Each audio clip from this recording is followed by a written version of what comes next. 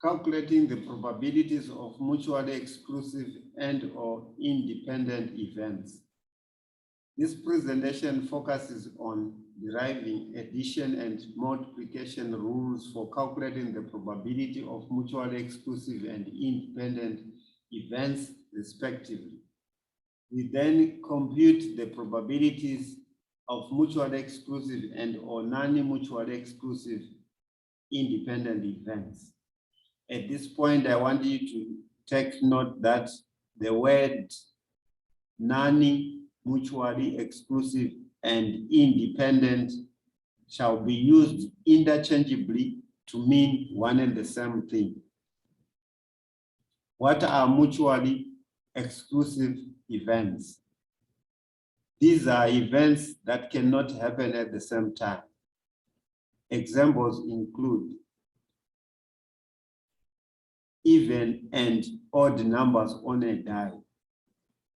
Right? When a number is even, it cannot be odd.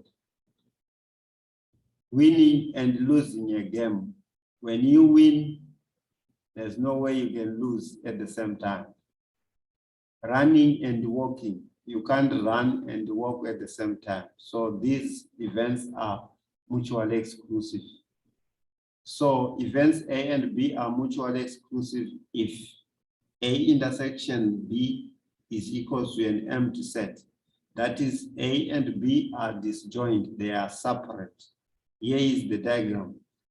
This is event A, event B. They don't have an intersection. That means their intersection is an empty set. That means they are disjoint, they are separate. Let us derive the addition rule for calculating the probability of mutually exclusive events. Let S be partitioned into disjoint subsets, that is A, B, C, and so on, which are pairwise in twos disjoint. Here is the diagram. Set S partitioned into pairwise disjoint, that means set A and B are disjoint, or A and D are disjoint. That is what is meant by pairwise. That means any two sets you take, they are disjoint. We start from the cardinality of sets. Cardinality of sets simply refer to elements in a set. So step number one, number of elements in A or B or C and so on. That is, we are adding the parts or the sets that we have divided the universal set. Is the same as adding the elements in A, B, C, and D, and so on. True for the cardinality of pairwise disjoint sets. We then divide in step one by number of elements in set S throughout. Left-hand side divided by number of elements set S, the same on the right-hand side. Then this is a fraction whose probability is for A or B or C. This is a fraction whose probability is that of A. This is a fraction which represents the probability of B. This is a fraction representing the probability of C, and so on and so forth. So at the end, we substitute for the probability of A for this fraction, for B, and for C. The same on our left-hand side. So this is the addition rule, which is associated with the word or, because we are saying probability of A or B or C and so on. So this is important to know. Let us now summarize the addition rule of mutually exclusive events.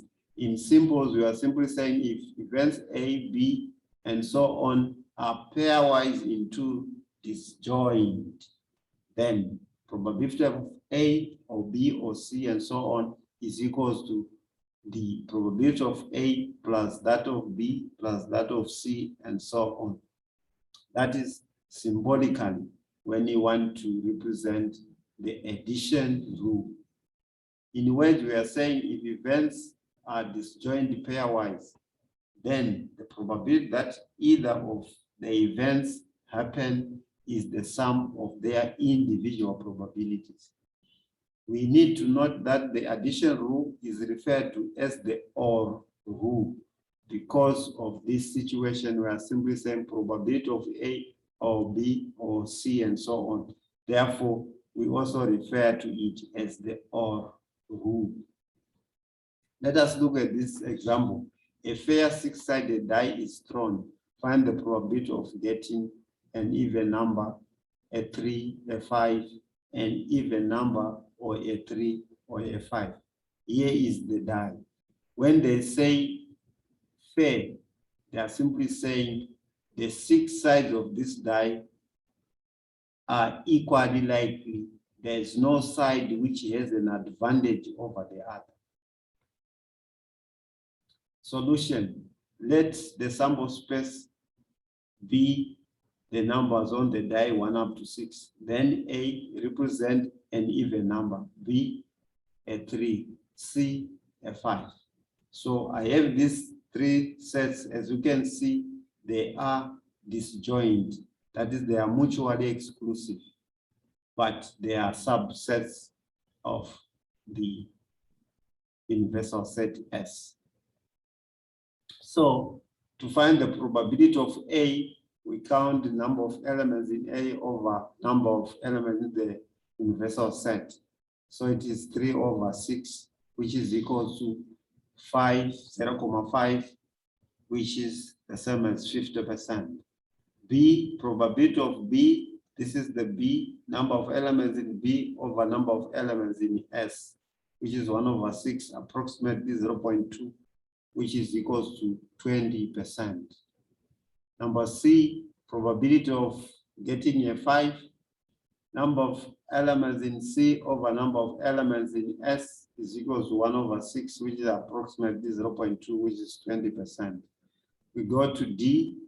D, we are saying want the probability of an even number represented by A, B, a 3, C, a 5. So it's probability of A or B or 3.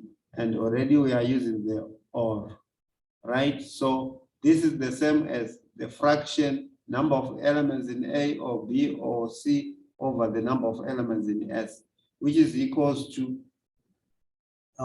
the sum of their individual sets. That is number of elements in A plus number of elements in B, number of elements in C, still over number of elements in S. But this means that every term in the numerator is divided by number of elements in the S.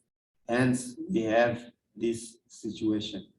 Therefore, these fractions represent the probability of A, of B, of C. So we are saying probability of A plus probability of B plus probability of C. Then these probabilities, we calculated them already. We simply need to plug them in. So it will be 3 over 6 plus 1 over 6 plus 1 over 6, which is 5 over 6. So this is what the addition rule requires us to do. And we always notice that it's addition rule because of the use of the word OR. Now, what are non-mutually exclusive independent events? These are events that can happen at the same time. And apart, you should know that non-mutually exclusive events is simply the opposite of mutually exclusive events. To mean independent events is the opposite of mutually exclusive events, right? So events A and B are non-mutually exclusive if their intersection is different from an empty set. That means they have something in common, right? Here is the diagram. Here is A and B. The intersection is not empty. This is why they are non-mutually exclusive, or this is why they are independent events. Examples include driving and listening to the radio. Driving is an event, listening to the radio is an event, they can happen at the same time. Even numbers and prime numbers on a die. The smallest even number is 2. The smallest prime number is 2. So when you throw a die and you get a 2, it will be an even number and a prime number. Losing a game and scoring, right? You can score, but you can lose a game because you would have scored less. Say the winning team score more goals than you do, then you are bound to lose that game, but you would have scored. Running and sweating, yes, they are independent events. You'll be running and sweating at the same time. On a die, let event A be odd number and event B a number less than 4. We represent this in a Venn diagram. You will notice that event A, odd number, we have 1, 3, and 5 on the die. A number less than 4, which is B, 1, 3, and 2 are less than 4. But 1 and 3 are common. They are in A and they are in B. So events A and B are independent events, or we say they are non-mutually exclusive events. Let us derive the multiplication rule of independent events using an example. A coin is tossed and a die is thrown. Below is the table of possible outcomes, sample space. Here is the table. This first row represents the numbers on the die, 1 up to 6. Then we have here the head, then the tail. And to now write all the possible outcomes, we are saying if the die comes 1, then it could be I had a head, so I say H1, or it could be it was a T on the coin, so I say T1. I can do the same way. We assume that the die came out 2. So on the coin, I could have a head, then it's H2, or I could have a T, then it's T2. This is what you're supposed to do, filling up the table. So as such, we want to give solution to this situation where we are saying what is the number of elements in the sample space. And then B, what is the probability of getting a head and a 2, a tail and a 6, a head and a perfect square. Let us look at the solution of this situation. Here is the sum table, right? So number of elements in the sample space, you can count physically every outcome we have, or simply 1, 2, 3, 4, 5, 6, then 1, 2, 6 times 2 is 12. Then we need to note that in a die, the probability of each number is 1 over 6. And in a coin, the probability for each side is 1 over 2. Outcomes are equally likely in both cases because we are simply saying for any probability of the numbers on the die, it's always 1 over 6. The head and coin, it's always 1 over 2. So they are equally likely in both cases. So now in this table, this first column is representing probability of event of interest. Then the second column is representing the product of individual probabilities. Product is the answer you get when you multiply 2 or more things, right? So Roman figure 1, probability of H and 2. If you go to the table, H and 2 is this situation, and it's only 1. So it's 1 over 12, the number of possible outcomes. Then we now want to find the product of their individual probability. So probability of a head times probability of getting a 2. Of a head is 1 over 2, of 2 is 1 over 6. When you multiply, get 1 over 12. And note the answers are the same. Number 2, we want the probability of getting a T and a 6. You go to the table, T and 6, this is the only situation we have. So it's 1 over 12. Now we find their individual probabilities, the product, probability of T and probability of getting a 6. Then of getting a tail is 1/2, of getting a 6, 1/2. You still get 1/12. And the answer is the same. Right, number Roman figure 3, probability of H and 1 or H and 4. The or is indicating to you that H and 1 is mutually exclusive as we look at H and 4, right? So we add their individual probabilities. This is why we have probability of H and 1 plus probability of H and 4.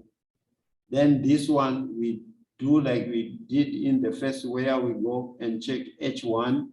H1 is only this situation, so it's 1/12 plus H4 is only this situation, so it's 1/12. When you add 2/12, which is equals to 1/6, when you simplify.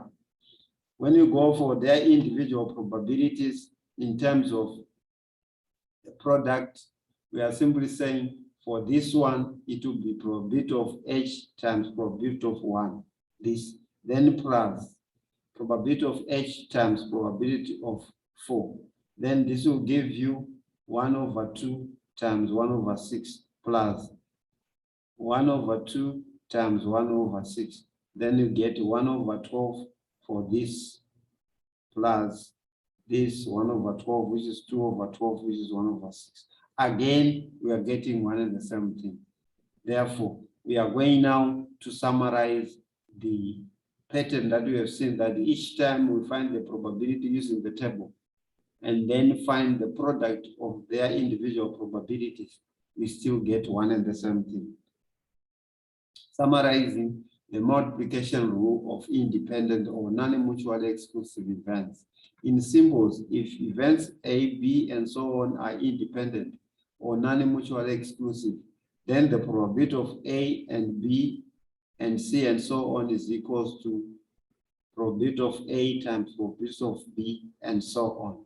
In words, we are saying if A and B up to infinity are independent events, then the probability that the events happen at the same time is the product, that is multiplication of their individual probabilities.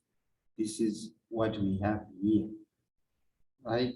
We note that the multiplication rule is referred to as the AND rule because of this situation, A and B and C, right? So you need to always remember that when you are calculating probabilities where the AND is present, you should know that that is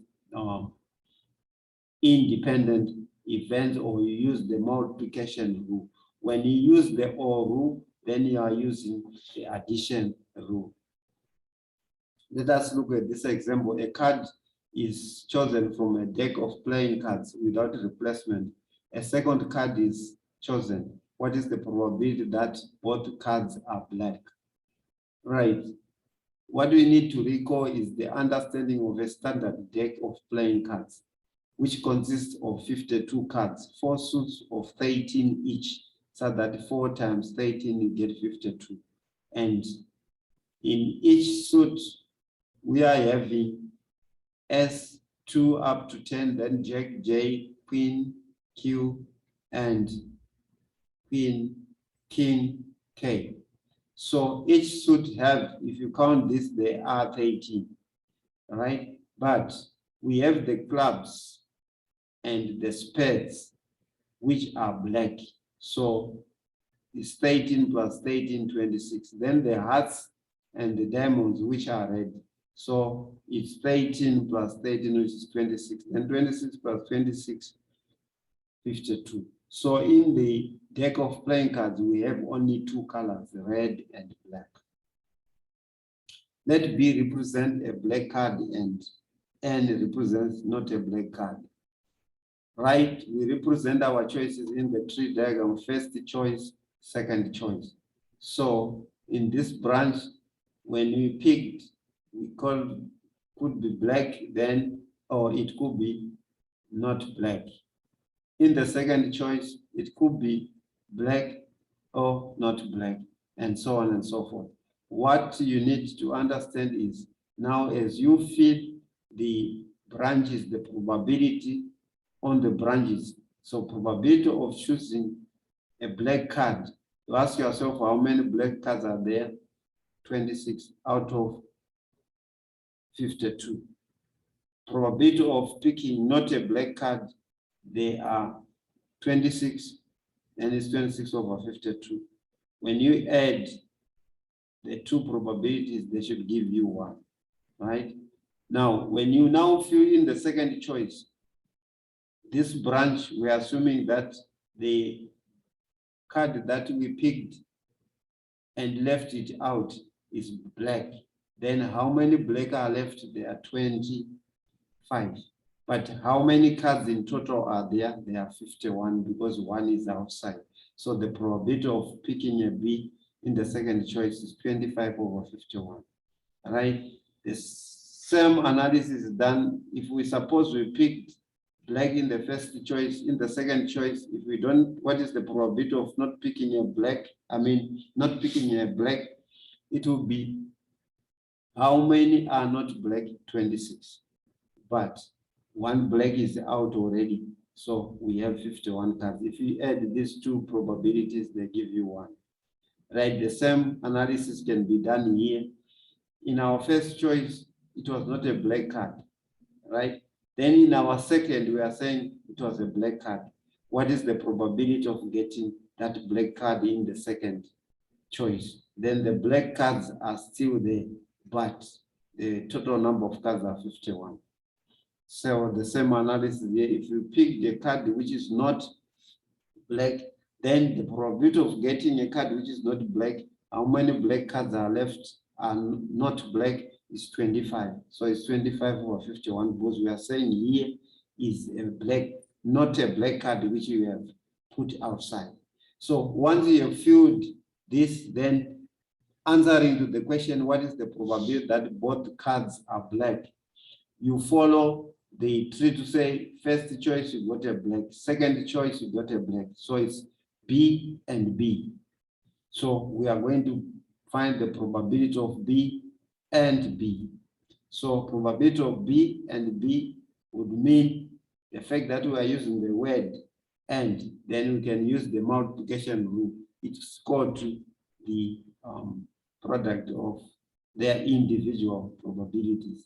Then you substitute probability of B, right, is 26 over 52. Of B in the second choice is 25 over 51.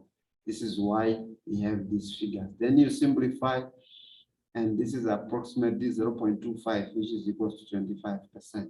So this is how you can understand the application of the multiplication rule or the AND rule. Let us look at the inclusion-exclusion formula or equation for determining probabilities for mutually and non-mutually exclusive events. Right. Let us consider the Venn diagram that you see here. If you add number of elements in A and number of elements in B, you count the intersection part twice. That is number of elements in A. You simply look in the black circle, which is 1, 2, 3, there are 3.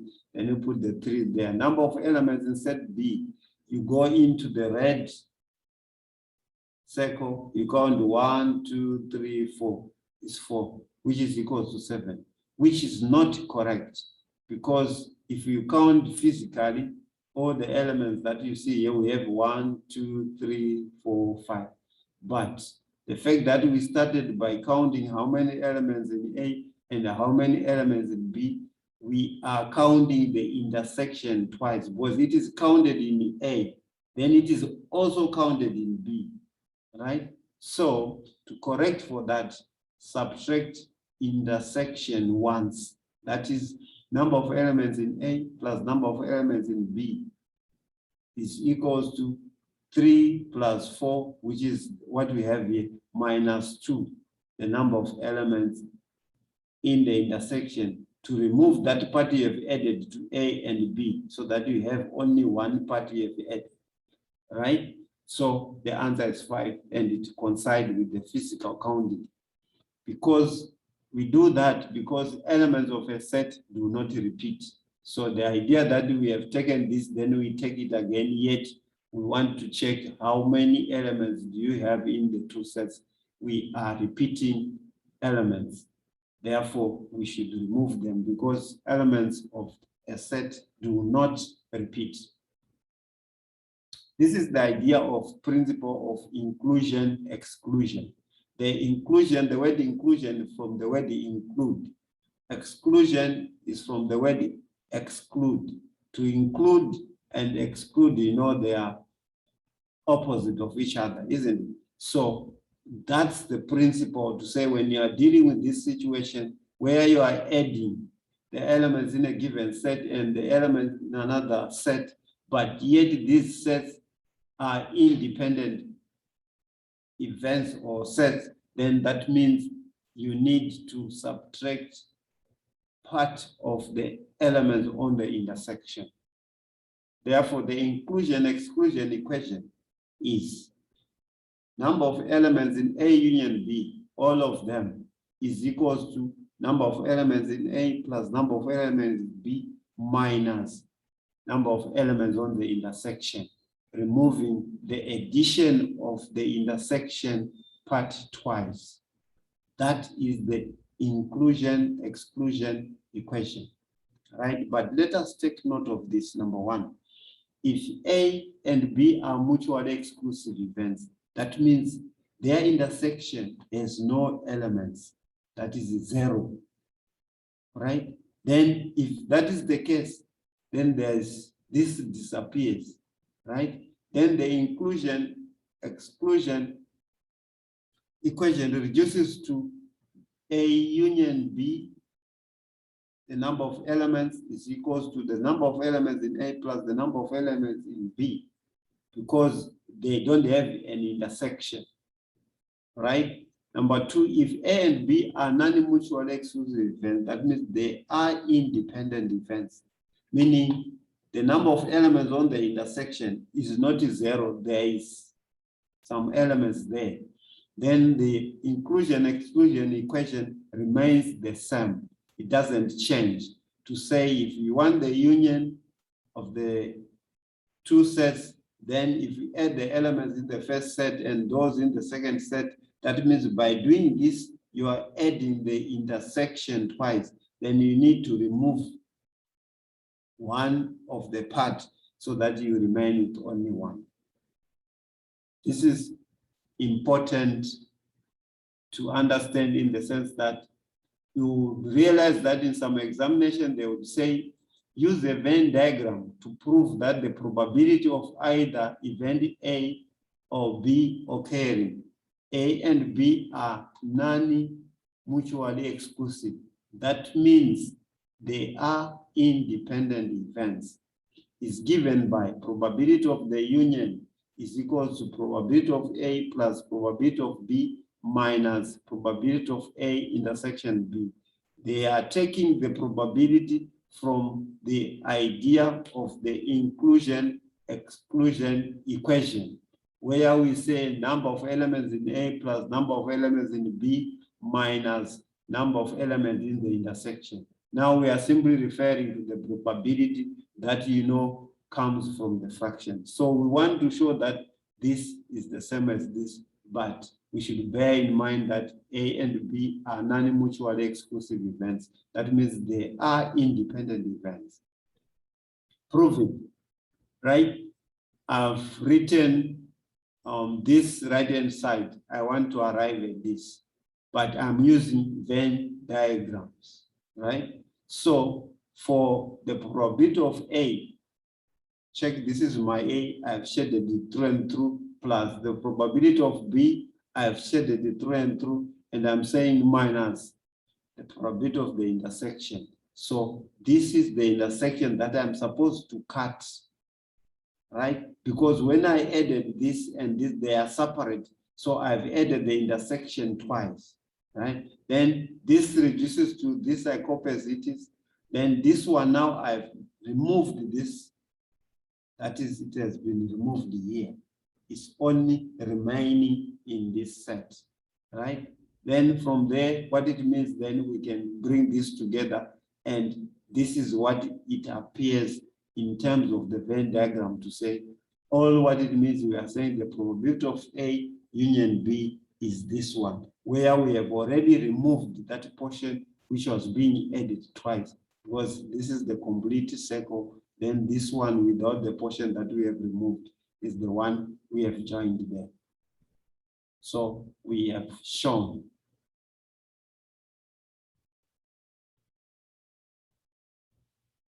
Okay, in this presentation, what was important was for us to know when do we say events are mutually exclusive or non-mutually exclusive, right? Once we know that, then in terms of trying to calculate their probabilities, we should use the addition rule and the multiplication rule. And the addition rule, use the word or. When you say the probability of A or B or C and so on, then that is the addition rule. When it comes to the multiplication rule, it uses the word and. So it's probability of A plus probability times probability of B times probability of C and so on. So that at the end, you should know the difference in terms of the word or and. Then there is this inclusion-exclusion equation or formula, where when you add the union of elements of events that are independent, that is, they have an intersection, you make sure that you subtract part of the intersection because it could have been added twice. That is important, and that is what the whole presentation was all about. Thank you.